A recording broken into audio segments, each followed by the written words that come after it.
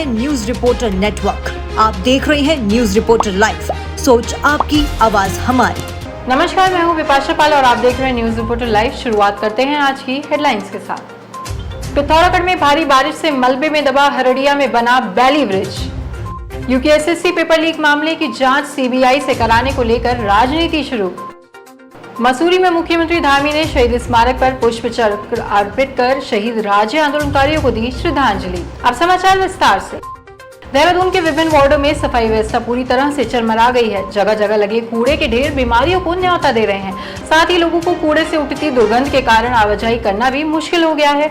निगम सफाई व्यवस्था के लाख दावे कर रहा है, लेकिन हकीकत यह है कि कई दिनों तक वार्डों से कूड़ा ही नहीं उठाया जाता। नगर निगम प्रशासन की लापरवाह कार्यप्रणाली के कारण लोगों में गुस्सा पनप रहा है। लोगों का कहना है कि पहले से ही डेंगू जैसी तमाम बीमारियां हमारे चारों तरफ फैल रही हैं।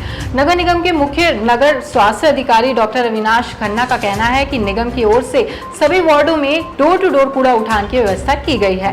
कूड़ा उठाने वाली गाड़ियां प्रतिदिन शहर भर में जाकर कूड़ा उठाने का कार्य कर रही हैं। अगर कहीं पर कूड़े की शिकायत आती है तो उसे दूर किया जाता है। साथ ही कूड़ा उठाने वाली कंपनी के साथ भुगतान को लेकर दिक्कतें भी सामने आई थी, लेकिन अब कंपनी से वार्ता कर इसे दूर कर लिया गया है। जैसे कि प्रतिदिन के हिसाब से सभी गाड़ियां क्षेत्रों में अपने अपने हैं, डोर टू डोर कलेक्शन जारी है।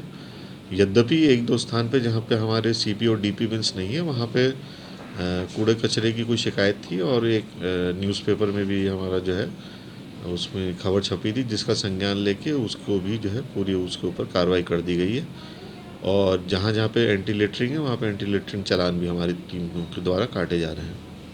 सर, कंपनी से कुछ इश्यू चल रहा है निगम का? हाँ, कंपनी ने जो नोटिस दिया था उसके जवाब में हम लोगों ने भी उनको प्रत्युत्तर दिया था, जिस पे कंपनी के पदाधिकारी जो है बहुत ही जल्द शीघ्र आके जो है जो उनके जो इश्यूज़ हैं वो नगर निगम के साथ डिस्कस करेंगे, जिस पर आगे की कार्रवाई होगी। और अभी आज की तारीख में कंपनी द्वारा लिख के दिया जा चुका है कि जब तक निगम अपनी पैरेलल व्यवस्था की पूरी व्यवस्था नहीं कर लेता है, तब तक कंपनी जो है अपना कार्य पूर्व की भांति जो है भी जारी रखेगी। बुधवार को पिथौरागढ़ के नाचनी क्षेत्र में मूसलाधार बारिश और भारी मलबा आने से बैली ब्रिज जो है दब गया है। इस पुल के दबने के बाद नवनिर्मित पुल से मुंशियारी के लिए यातायात शुरू कर दिया गया है। आपको बता दें, यहां पर लगातार भूस्खलन होने से हरड़िया नाला हर साल बारिश के दौरान मुसीबत बनता जा रहा है। साल 2015 में इस नाले में बैली ब्रिज बनाया गया था। इस पुल से अब तक वाहनों की आवाजाही हो रही थी। इसके साथ ही मलबे से पुल के किनारे एक चाय का जो खोखा था वो भी दब गया है। ईईजेपी थपलियाल के मुताबिक बैली ब्रिज लगभग 30 मीटर लंबा और 16.0 टन भार क्षमता का था। इस पुल का एक हिस्सा धंसकर मलबे से ढक गया है और नए पुल से यातायात शुरू कर दिया गया है।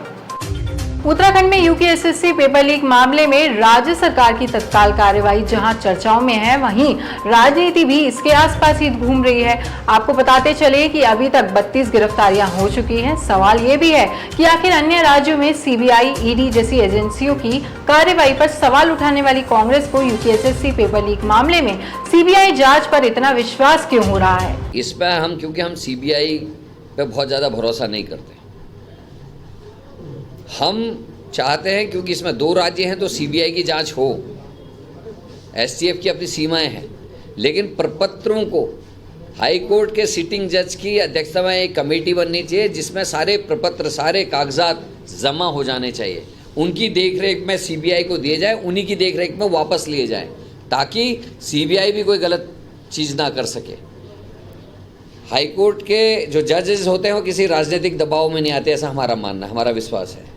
और उनकी अध्यक्षता में कमेटी बननी चाहिए, क्योंकि रणवीर सिंह जी की जांच में परसों आरबीएस रावत ने क्वेश्चन मार्क लगा दिया। अपने किसी अखबार में मैं पढ़ रहा था, जिसमें उन्होंने कहा कि मेरे रहते हुए टेम्परिंग नहीं हुई थी। जो विधानसभा में प्रकाश पंत जी ने टेम्परिंग की बात स्वीकार की, वो मेरे बाद हुई।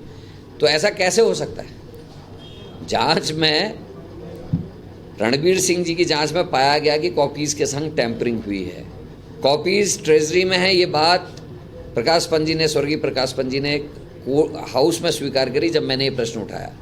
तो आज ऐसी कोई दोबारा स्थिति पैदा ना हो, कोई अध्यक्ष या कोई ये ना कहे कि मेरे रहते हुए नहीं था, मेरे बाद ये टेम्परिंग हुई है। इसलिए हम कह रहे हैं कि सुप्रीम कोर्ट के जज की अध्यक्षता में कमेटी बने और सारे प्रपत्र से राज्य के जितने ऐसी भर्ती घोटालों से संबंधित हैं उनको उनके सुपुर्द किया जाए। नैनीताल में स्वच्छ भारत अभियान के मिशन को आगे बढ़ाते हुए नैनीताल डीएम धीरज सिंह गर्ब्याल ने एक कदम और आगे बढ़ाते हुए नैनीताल जिले के लिए एक अनूठा और अभिनव प्रयास शुरू करते हुए स्कूली बच्चों को स्वच्छता अभियान से जोड़ते हुए उन्हें पुरस्कृत करने का फैसला किया है। इसी क्रम में उप जिलाधिकारी धारी योगेश मेहरा ने धारी में पर्यटकों की आवाजाही बढ़ाने से सड़क के किनारे लगे कचरे के ढेर को लोक निर्माण विभाग की गैंग के माध्यम से सफाई करवाई।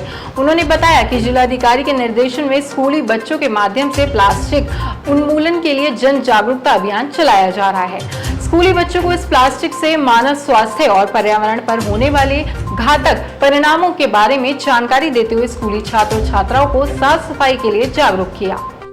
मुख्यमंत्री पुष्कर सिंह धामी ने मसूरी में शहीद स्मारक पर पुष्प चक्र अर्पित कर शहीद राज्य आंदोलनकारियों को श्रद्धांजलि दी। इस अवसर पर मुख्यमंत्री ने मसूरी में शहीद हुए राज्य आंदोलनकारियों के परिवारजनों को सम्मानित भी किया। उन्होंने कहा कि राज्य आंदोलनकारियों के बलिदान के कारण ही हमें उत्तराखंड राज्य मिला है।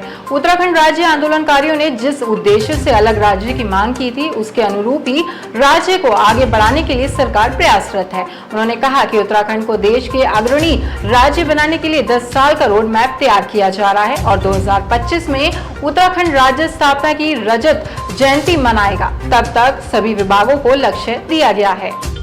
इसी के साथ आज के समाचार समाप्त हुए। आप हमारे YouTube channel news reporter network को लाइक शेयर सब्सक्राइब कीजिए, साथ ही बेल आइकन दबाना ना भूलें। धन्यवाद।